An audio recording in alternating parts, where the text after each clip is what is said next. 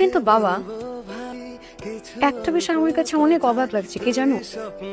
ওনার সাথে আমার চিন্তাধারা এত মিলে গেল কিভাবে? আসলে তো তাই।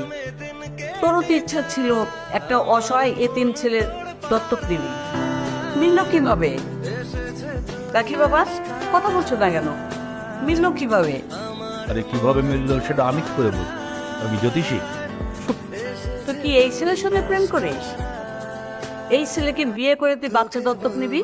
মা, কি সব সন্দেহ করো? চুপ থাকো তো। সন্তান দত্তক নিলেই তো হয় না রাখির মা, সন্তানের বাবা মা হয়ে উঠতে হয়। এটা ছেলে খেলা না। এটা মায়ার খেলা, কঠিন মায়ার খেলা। ওই ছেলে যদি সেই খেলায় নাম লেখাতে চায় লেখা, অযথা আনন্দের বিষয় তো এটা না।